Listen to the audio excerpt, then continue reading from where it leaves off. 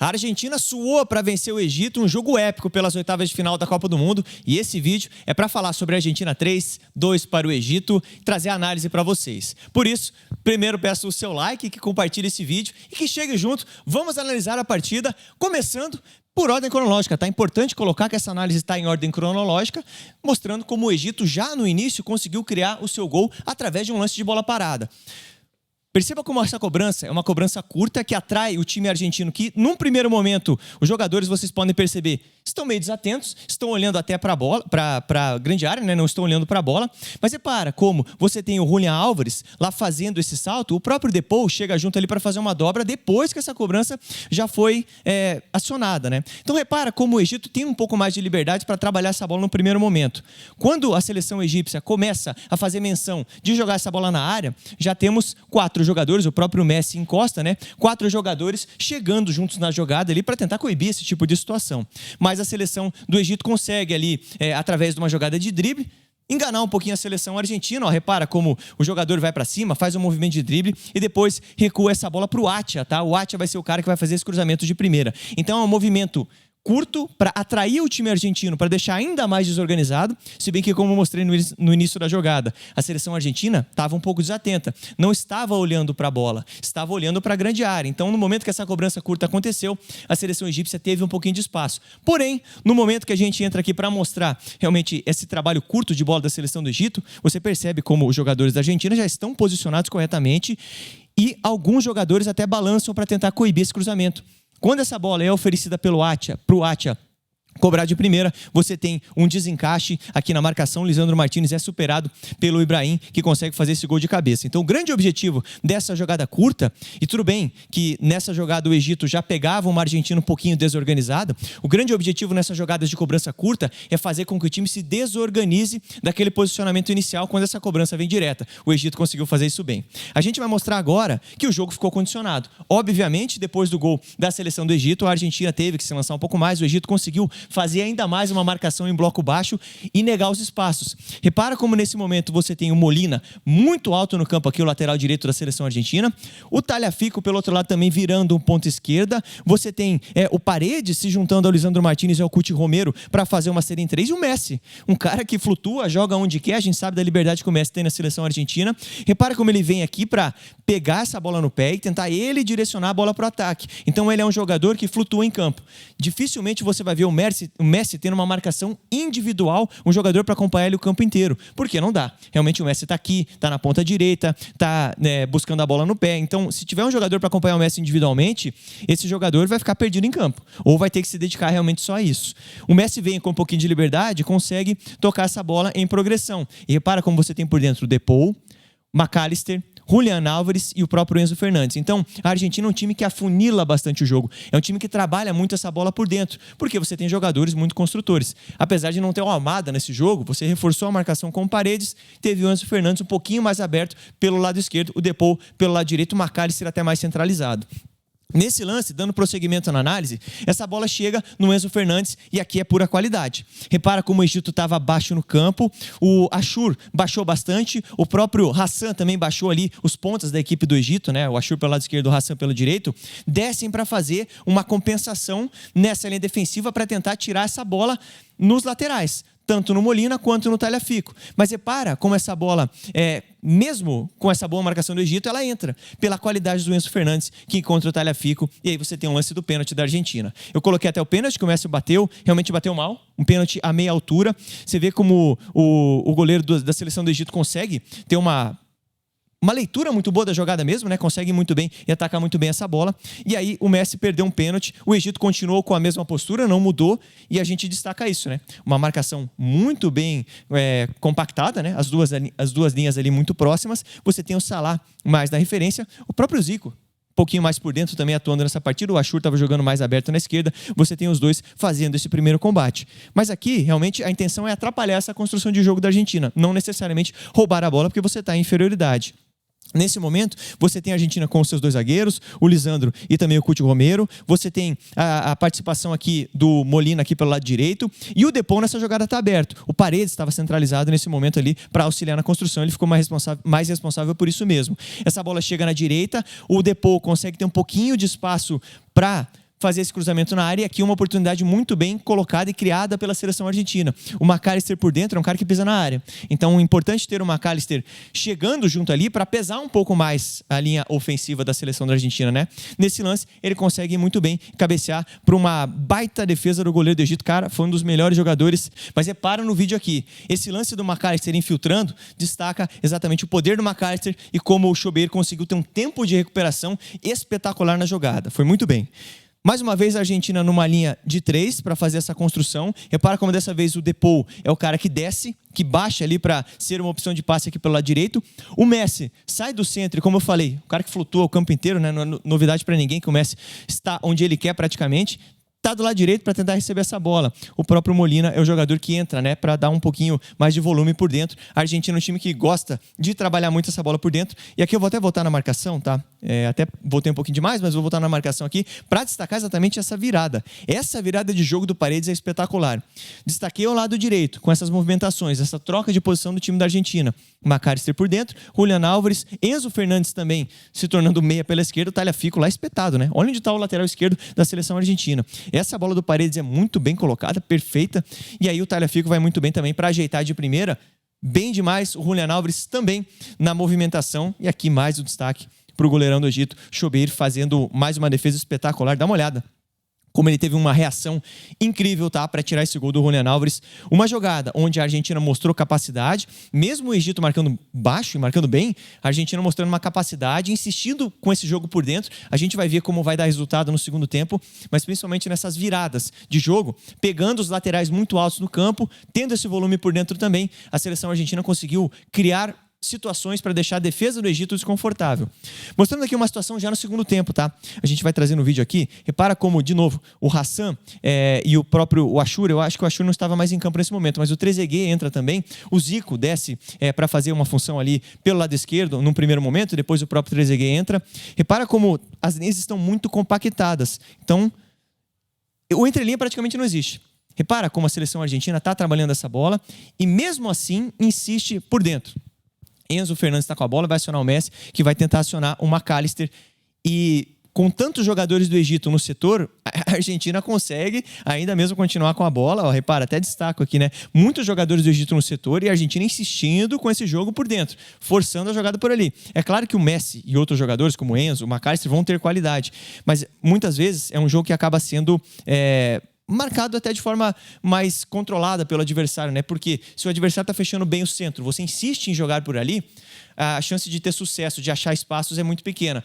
Mas a Argentina tem um cara como o Messi, por exemplo, que tira coelhos da cartola e consegue achar esse espaço. Outros ótimos jogadores, como eu citei, McAllister, Enzo Fernandes. Por isso é uma seleção que insiste muito por dentro. Mesmo com essa questão de ter o Paredes e não ter o Thiago Almada, a seleção continua insistindo bastante por dentro. Essa jogada é um lance que deu muita polêmica, né? O Lisandro Martínez no ataque. A questão é que o Hassan faz uma jogada espetacular.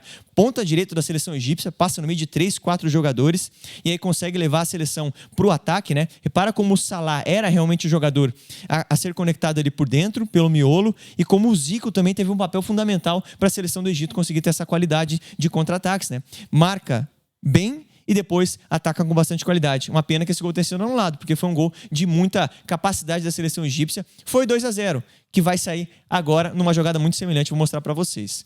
Messi na cobrança de escanteio.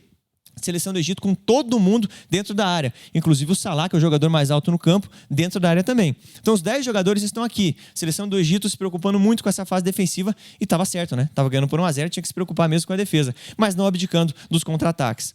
Os contra-ataques que a seleção egípcia conseguiu conectar foram realmente muito capazes, né? Muito fatais, muito letais para levar perigo para a seleção argentina. Dá uma olhada. 2 jogadores, o Hassan e o Mohamed Salah, atacando essa linha. O Zico tá aqui, ó, no cantinho. Acabou de ser o frame. Tá aqui no cantinho o Zico. E vai ser ele que vai finalizar a jogada. Dá uma olhada como o Salah conduz a bola, espera o tempo certo para tocar a bola no Hassan. Tudo bem que ele estava fechado ali por 3 jogadores da Argentina. E aqui destaca o Hassan. Qualidade de drible muito acima da média do Hassan. Foi muito bem para levar vantagem sobre a defensiva da Argentina. Nessa jogada, no momento do cruzamento, o Zico, que estava fora do frame naquele lance, já está aqui dentro da área pisando para finalizar essa jogada. Repara como o Lisandro Martínez, ele acabou sendo pego de surpresa. Não foi bem o Lisandro Martínez nesse lance. O Zico acabou fazendo um golaço para a seleção do Egito. usando essa arma da transição. A seleção do Egito queria exatamente isso. Ter o Salah por dentro, ter alguns jogadores de velocidade ali, o Hassan, o Zico, depois entrou o Trezeguet, enfim, outros jogadores por ali que conseguiam entregar essa intensidade, mesmo estando marcando baixo. No momento que o Egito pegava a bola, queria transicionar rápido.